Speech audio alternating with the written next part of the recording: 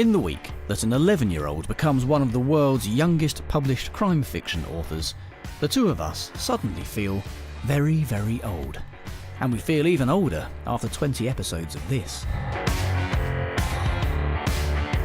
This is Partners in Crime with Adam Croft and Robert Dawes. Hello. Hello, old boy. We don't often start an episode with a hello, so I thought we probably should. I'm sorry. I mean, it's quite refreshing, isn't it? Yes. Hello to the listeners yes, as well. Yes, hello, listeners. There we go, a nice formal welcome to the show. Well, as I alluded to in my introduction now, he says, banging his desk, I was reading something in the news just this morning, actually. It's the BBC have reported that a mother's love for crime shows led her 11-year-old daughter to become one of the UK's youngest published authors. How fantastic. Yeah, this is 11-year-old Alia Neal, who has created... well, actually, she wrote the book when she was 10, so it's even more impressive. It took her 6 months to write. It's just been released by Olympia Publishers. It's a crime book for children, I think. It's a murder mystery based on fictional crime-solving 13-year-old Simon Dovers. She wrote it after being challenged by her father to earn a mobile phone. Well, oh my God! I think I'd try that with mine. Yeah. My daughters and son. See if that works. So yeah, 11 years old, writing a crime novel. That's quite an achievement, isn't it? Which begs the question: how old were you when you first got your first crime novel published? I know I was older than 11. Yeah, but I not quite pensionable age. I came to the party late. Well, I was certainly. Well, so did I compared to Alia. Well, yes. Yeah. Well, yes. Yeah. Hopefully, she can keep that up, and who knows? She extraordinary achievement. Might be the next Agatha Christie if she's starting that early. Well, let's hope so. Good luck to her. How fantastic! And a local connection as well, because reading this, she's originally from Aylesbury in Buckinghamshire, but she isn't a million miles from where we are speaking on this very fine morning. She currently lives in Nottinghamshire, but we'll forgive her that. So. Everyone makes mistakes. Well, that's quite interesting, because that sort of segues into my little recommendation, talking about young writers, because my 12-year-old daughter came back with an English project, a section from Sherlock Holmes story, which she had to analyse and give her thoughts on, and also write her own version of a Conan Doyle, Sherlock Holmes and Watson, which I have to say she did, and it's very good. But then I'm her father, and I would say that, and it reminded me of a series that I did. Appeared in one episode. I was going to say, you got a Sherlock Holmes connection. Well, yes. I mean, many years ago, I was in the Musgrave Ritual, and it was part of an extraordinary Sherlock Holmes series, audio series, done on Radio 4 for the BBC. And it began in 1987, where the writer Bert Coules approached the BBC with the proposal to dramatise Arthur Conan Doyle's most famous novel, The Hound of the Baskervilles. It went down so well that the BBC suggested that they continue in that vein with Clive Merrison as Sherlock Holmes and the late, much lamented Michael Williams as Watson. That went on for several years with The Study of Scarlet and The Sign of Four, with big successes, and he then, Coules, this is the writer, proposed a six-part series of the best short adventures. Sadly, when Michael passed on, the series came to a stop for a little while, but it was revived again with Andrew Sachs, the lovely Andrew Sachs, Manuel, as many people will remember him as being so brilliantly, took over the role of Watson, and a further 4 series of brand new mysteries followed. Now, I listened to one of them, because you can get them, order them from the BBC shop, and you can listen to them, I think, online. They stand up really well. Really? I mean, you can say nothing beats reading the book. Well, of course, nothing beats reading a book, but these are terrific. And the combination of Clive Merrison as Sherlock Holmes and Michael as Watson, and Andy Sachs as Watson works brilliantly. They're brought vividly to life. So as an introduction to the works of Conan Doyle and his great detective, I can strongly recommend you look that up. Didn't you play Watson in a stage adaptation as well, fairly recently? Yes, I seem to recall. I did. I played John Watson. That was Michael Simpkins, wasn't it? No, that was Prime Minister. Of course, yes. Listeners were going through my stage career at a rate of knots. See, he drags me along to see these things that he's in. And, I know. When you fall asleep halfway through a show, they all tend to kind of merge into one, don't they? They certainly do. But I've never seen you object to a free ticket yet, even if you have to put up with me for 2 hours. But yes, that was a two-hander show written by Jeremy Portal and with Peter Egan as Sherlock Holmes and me as Dr. John Watson, and that's worth getting hold of. It's a really good play. Yeah. Something else I was reading in the news here. It's about the Peaky Blinders effect. I think they're bringing it back, aren't they, for another season next year? Yes, they are. I think they've said it might be the last one. I can't remember. There's a thing in the news I saw that it's taken off so much. It's become so popular. The Peaky Blinders look has become something of a fashion statement recently, right. And people wearing flat caps all over the place. Well, anything to get rid of hoodies. Well, yes, that's a very good point. But people are now being asked to leave shops because they've been wearing flat caps. BBC again report here. They say a shopper was recently ordered to remove his flat cap or leave a convenience store. Once the preserve of men of a certain age, these days flat caps can often be spotted perching atop hirsute hipsters. But where is it acceptable to sport one? And it made me think not so much whether it's right to wear a flat cap. I don't really care either way, but just this odd thing that I've never seen before, that effectively a crime drama or a crime show can kind of end up entering the world of fashion and become so popular and become such a part of society that people dress like the characters. I don't recall a time that anyone went around dressing like Poirot. His moustache never really took off in the I tried barbers. It doesn't work. It really doesn't work. And nobody goes around dressing like Sherlock Holmes with sort of deer stalkers. Well, I've seen a couple of people. You see, fancy dress maybe and things like that. But nothing has kind of entered the social consciousness as much as. That's quite interesting, actually. The flat cap. I mean, I've got one at home. I rarely use it. I mean, the great Fred Dibner, now no longer with us, was a great wearer of the flat cap. I mean, he'd be turning in his grave listening to the fact that he couldn't go in and get a bacon butty from a local shop without being asked to remove his headgear. Well, that's a very interesting little bit of nonsense you found. Well, I tend to associate them with the older gentleman. My grandfather, who died a few weeks back, he used to wear a flat cap constantly. Yeah. Well, constantly, anytime we went outside. But we have Andy Capp, of course. Andy was Capp, probably one of the a fictional wearer. That's going back a few years as well. But yeah, it just struck me that I can't recall any other time where something from a crime drama or any kind of TV drama really has kind of entered the fashion world or has changed the way that people dress or do things. You're wearing a flat cap, get out of here, he says in a terrible Brummie accent. It was dreadful, yes it was. Don't try acting, will you? But I just thought that's got to be a good thing for crime drama and crime fiction in general, that people are kind of paying that much attention to it, that it's right. It's making people change the way they dress. I agree, says Bob, reaching for his boater. Have you been watching Midsummer Murders? Maybe yes. And we're going to wear it at a jaunty angle. So that's our recommendations, really. But we have, coming up, listeners, throughout the world, a fantastic guest this week, someone I've been trying to get on the show. We've been trying to get on the show for some time. And this is my introduction.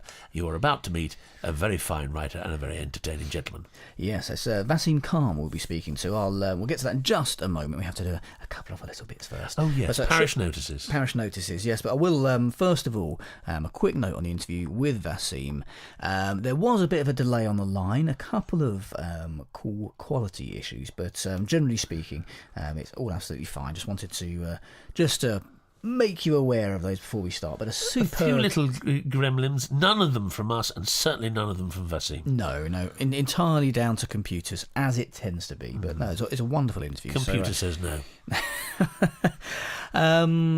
We should point out at this moment in time that this podcast is very gratefully sponsored by Kobo, who is the world's local favourite bookshop, Perfected. If you want to get an ebook from their store, you don't need to have a special reader or anything like that. You don't need a device.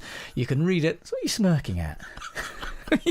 Just so you can get through it without stopping again. Oh, I know. I'm just, I'm trying to remember. I've not got my notes. Head over to kobo.com, find a book of your choice, and if it's the first book you've purchased from Kobo, they'll give you 90% off if you enter the promo code CRIME at the checkout, and you can get the free app for your mobile phone, your tablet, or any other device. That's become a thing now, the whistle. It has become a thing. And if you want to get in touch with us as well... Got a dry mouth, actually. Um, hello@partnersincrime.online.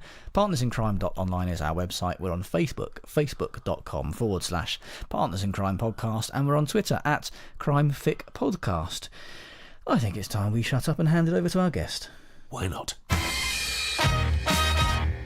Our guest this week is Vaseem Khan. Now, Vaseem is a British writer, author of the Baby Ganesh Detective Agency novels, a series of crime novels set in India, featuring retired Mumbai police inspector Ashwin Chopra and his sidekick, a baby elephant named Ganesha. Now, the first book in the series is entitled The Unexpected Inheritance of Inspector Chopra and was published in August 2015. It went on to become a Times bestseller.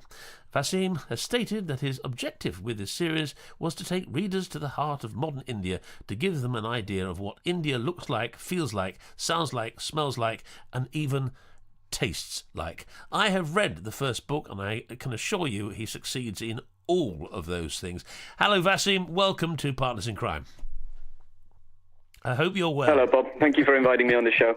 Not at all. I mean, we've been wanting to get you on for a long time, so we've managed to get you, which is terrific, because understandably, you're a very, very busy person. We'll probably talk about your actual day job, apart from your prolific writing career, a little later on. But first question is an obvious one. Why an elephant? Right, I do get asked that a lot, and I guess it all goes back to the time I went to India. I grew up in the UK. I was born here. At the age of 23, I got the chance to go to India with the company that I was working for, and you could say that the idea, the inspiration for the elephant was born on that very first day, because I arrived in what was then called Bombay International Airport, came out of the airport, stepped in a cab.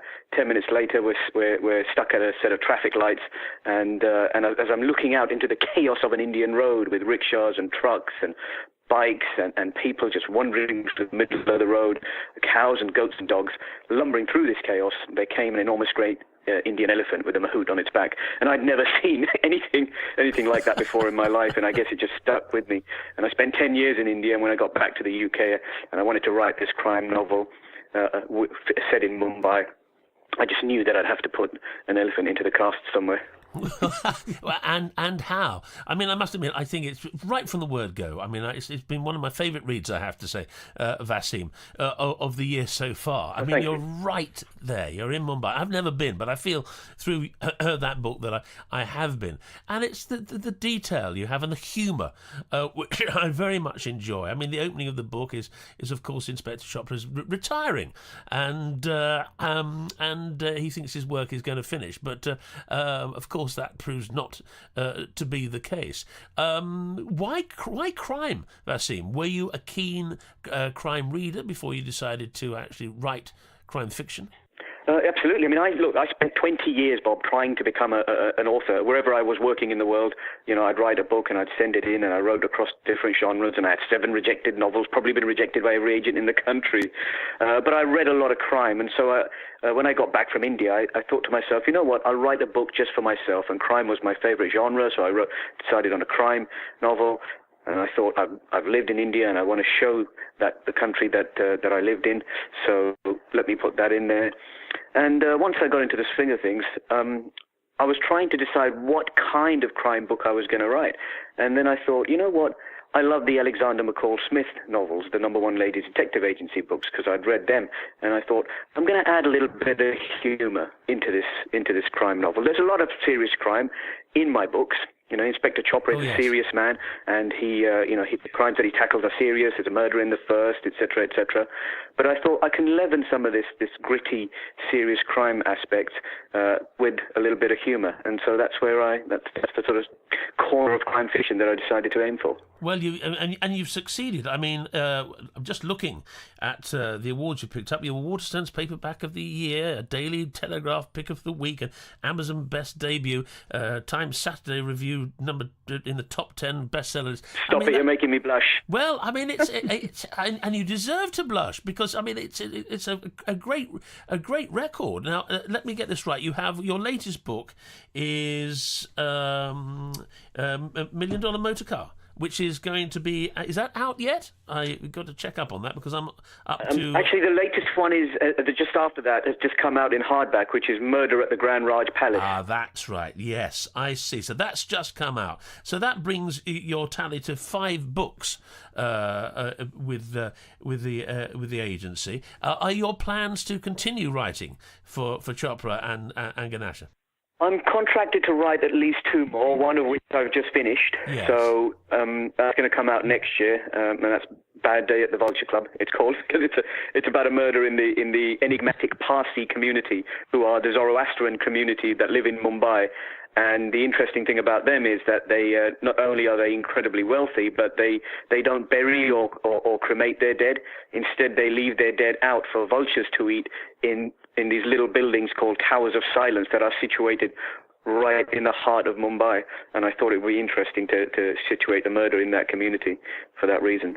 Wow, my goodness me! Well, I'm looking forward to that. I mean, I'm in a great position that I've got 4 books to read now. After having lost my first of I've lent it out to about 2 or 3 people. 2 of them have given it back, but I haven't seen it lately. So I'm going to have to get it on Kindle, because I got the hardback copy. Anyway, so let's move on to your job, because this is quite interesting. I mean, you spent 10 years in India. Working as a management consultant, but when you came back to this country, you took a different sort of job, and you now work in a Department of Security and Crime Science. So even by day, you're steeped in solving crimes. Tell us a little bit about the work and how much that influences you in your writing. Well, to be fair, Bob, I feel like a bit of a fraud, because I don't actually feel that I've ever worked a day in my life.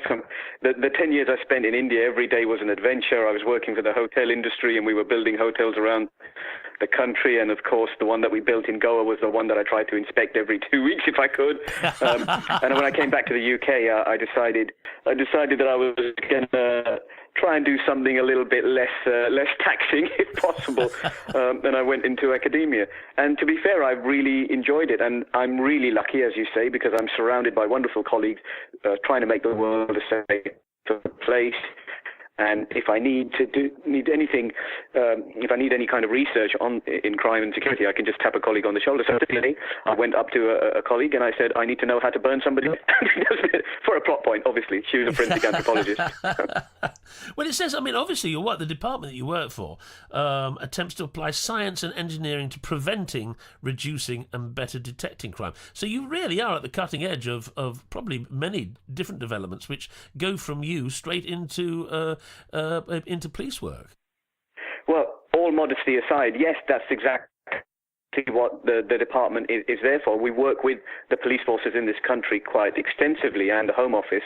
So, for instance, one of the things that one of my colleagues has been researching over the last few years is how the CSI effect, as we know it, where juries are influenced by TV shows, crime TV shows and crime fiction, because they feel that, from what they've seen or what they've read, that DNA is a magic bullet, for instance, and will instantly tell them that, wow, this person is the criminal.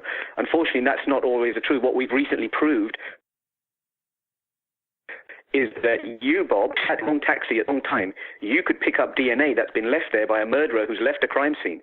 And if you sat in that same taxi and put your hand exactly where he'd put his hand, you could have picked up DNA transferred from the murder victim by the murderer into the taxi, and there would be enough of it on you for us to be able to convict you, Bob, of a murder.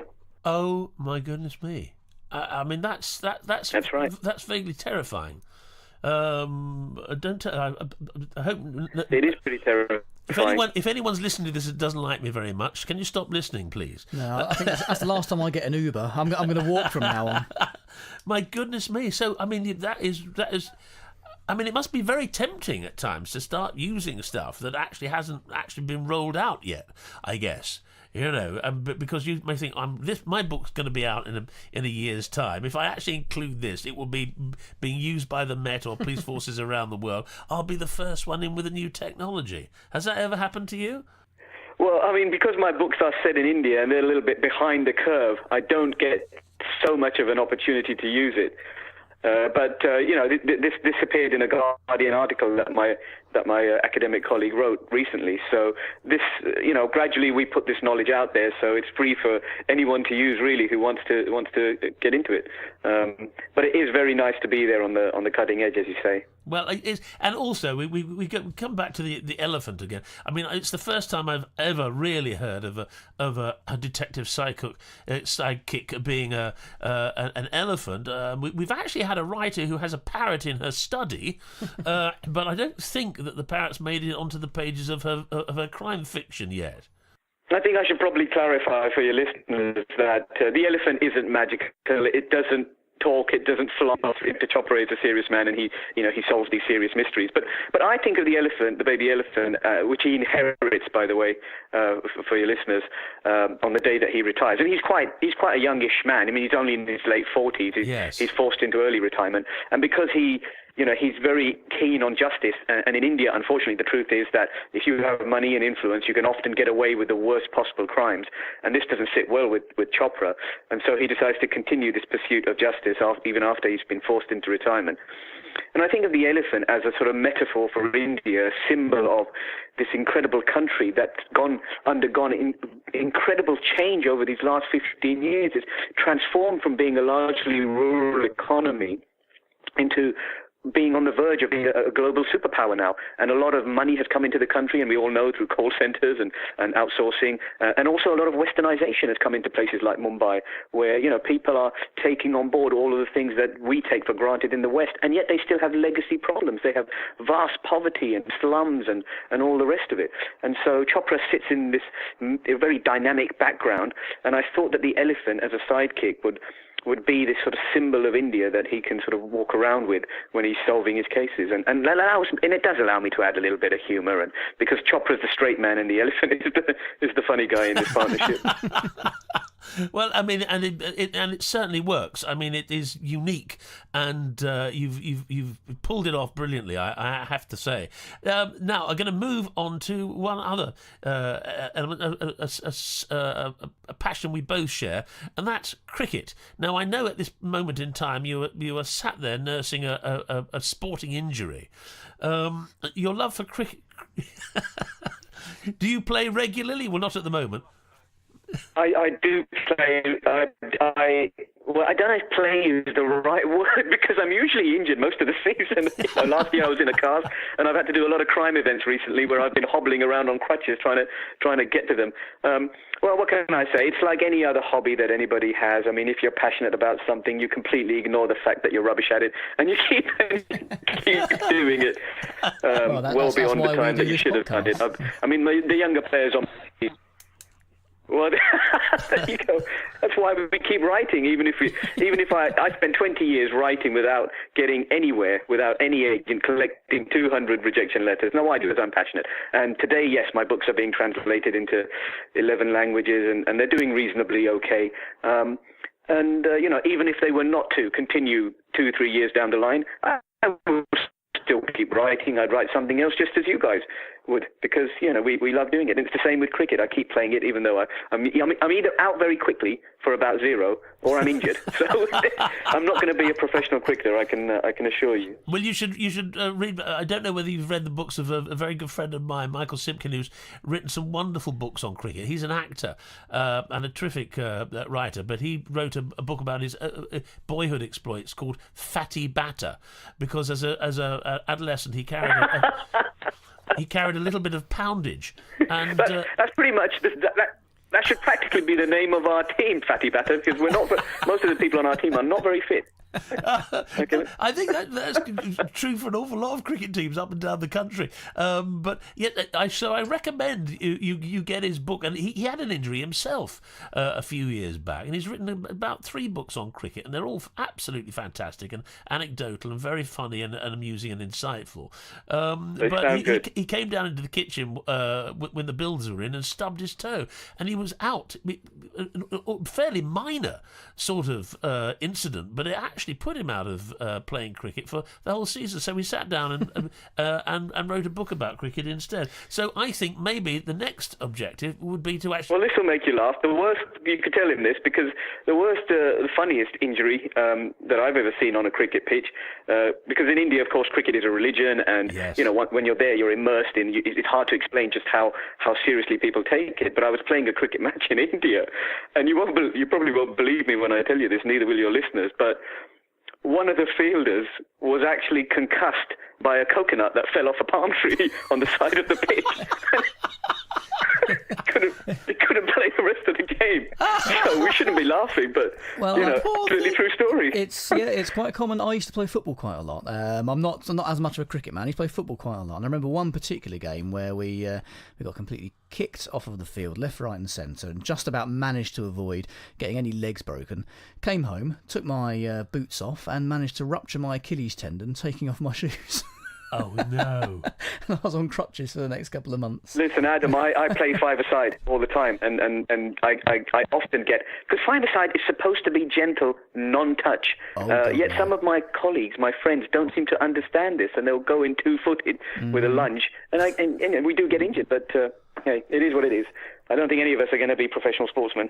But you may actually lead to actually having a new detective at some point connected to the cricket world, maybe. I mean, that would be fascinating. I mean, certainly I've never been to India, but I would love to go. My sister spends a lot of time in Sri Lanka and goes to see the cricket matches there, and as you say, it's a religion, maybe that's a world to set a. Have you set one of your cases for Chopra in the cricketing world yet? Maybe you have, and I've yet to read it. No, I haven't done so. I haven't done so yet. It's been in the back of my mind to do that. The only reason I haven't done so is because with the first 5 or 6 books in the series, I really wanted to make it as open as possible for anyone to be able to pick up a book, even if they're not familiar with cricket. So, for example, the book that's just come out, Murder at the Grand Raj Palace, it's about the death of an American billionaire in India's most iconic hotel, and there's a wonderful story behind that. Because although the hotel that I've called it the Grand Raj Palace, it's based on the real Taj Palace Hotel in Mumbai, yes, which is India's oldest hotel and most famous. Anyone stays at the Taj Palace, and the reason it's so famous is because it was built over 100 years ago by India's richest man at the time, and he built it in a fit of pique because he tried to enter what was the most famous hotel called the Watsons, which is where all the colonialists, the Brits and the Americans hung out. And when he tried to enter this hotel, he was basically told that there is a whites-only policy and he would not be allowed in. And this was India's richest man.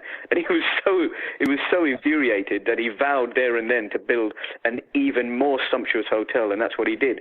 And, for 100 years or so, the Taj Palace has ruled the subcontinent in terms of the best hotel. And anyone played there, farmers.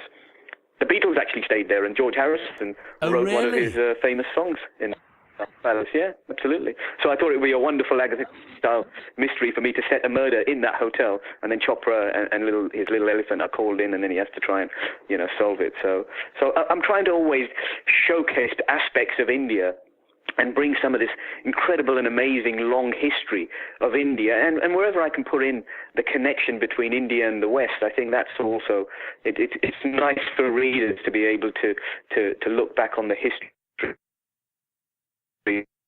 of this and the West, add into my stories where I can. Oh well, I mean that's absolutely fantastic. And do you get a chance to visit and do research, or is it all in your head from the 10 years you were there? No, I mean, I married an Indian woman in Mumbai, and she came back to the UK with me. So, we try and go back, but not as often as I'd like. because of, as you say, we're all very, very busy now. So, but this is where the world has become a smaller place through social media, right? So I've got a group of Indian friends who I maintain, and I can Skype them, I can WhatsApp them, or whatever it is that the youngsters are now using these days. And if I need a bit of research, I'll just ring up one of my buddies and I'll say, look, can you go down and see how that particular building has recently changed, so I can get a more accurate description of it in my book. So well, you certainly do. As I say, now. It is small. It's shrinking, and Google Earth has helped that along quite a bit. I know. Yeah, I mean, I know lots of writers, myself included, who are addicted to that. But Vaseem, I think I might be getting a chance to see you. I think we're doing a day at. Are you doing the Morecambe and Vice Literary Festival this year? I think you or one of those. I know we're on a bill somewhere together, so we'll get a chance to have a chat face to face and talk. I'm not sure. I'm at Harrogate. Yeah, you're at Harrogate. I'll probably see you there. It will be first, lovely, and any time that the pair of you are in London, just let me know. Well, that would be absolutely fantastic. A drink, so let me know when you're in London, and we can meet up somewhere. Because I'm in central London for work every day anyway, virtually, so I can just pop over and I'll take you both for whatever is your tipple. That is an invitation which I am going to take up. Yeah, so for our listeners then, so the latest book is Murder at the And I'm going to regret. Is that what you're saying? No.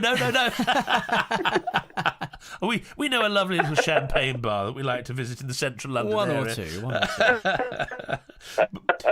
So, I mean, basically, the latest book is Murder at the Grand Raj Palace, but to everyone listening, I strongly recommend you start at the beginning of the series, although you don't have to, with The Unexpected Inheritance of Inspector Chopra, which is just a terrific read and a perfect way to get into the world of this extraordinary double act that Vaseem Khan has created. Vaseem, thank you so much for joining us today and giving some insight into your books and your work and your life and, of course, your cricketing injuries.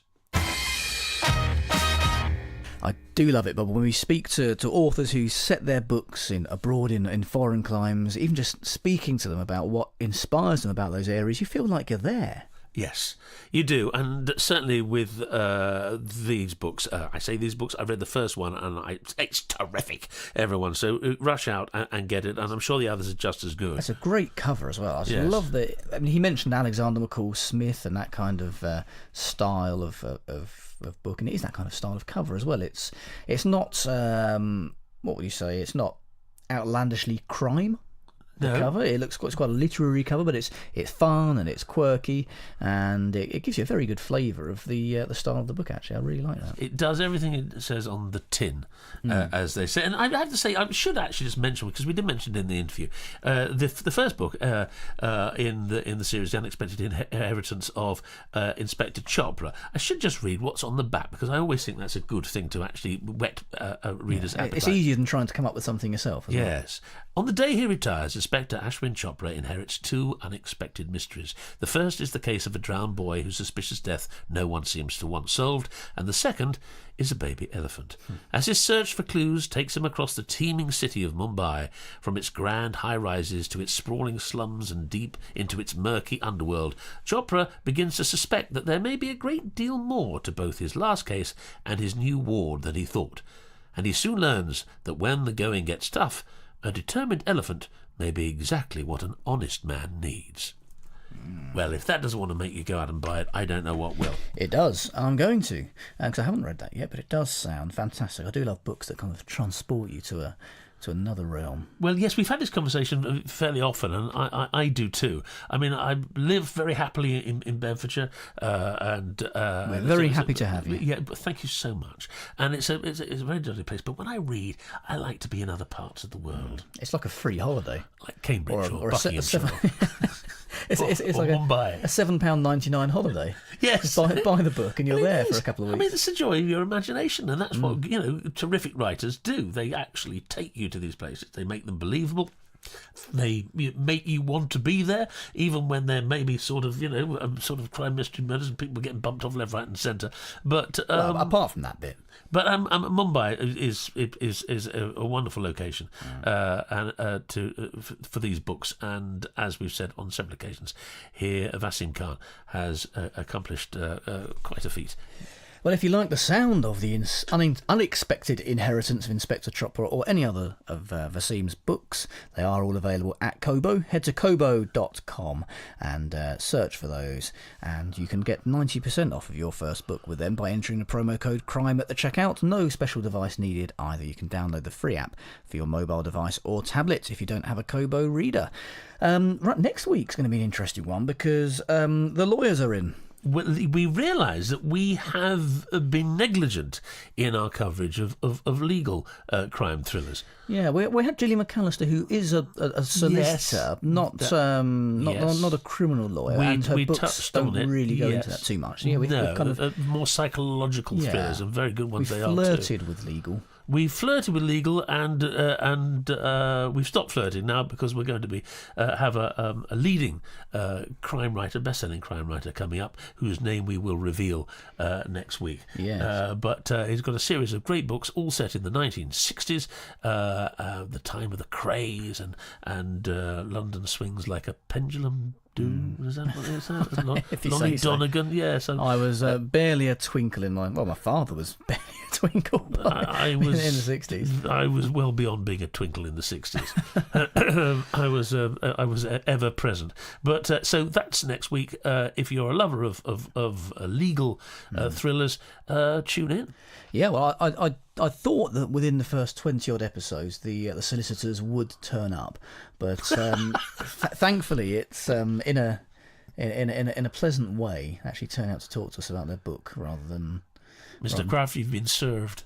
I don't know what that was meant to be, but they always do it in American dramas, don't they? When there's a subpoena or they want to get a witness, and it happens over here too. I'm sure. This chap turns up and smiles at you, and you go hello, and he gives them an envelope which you take, and you say you've been served. Oh, they're not doing Royal Mail signed for anymore, is it?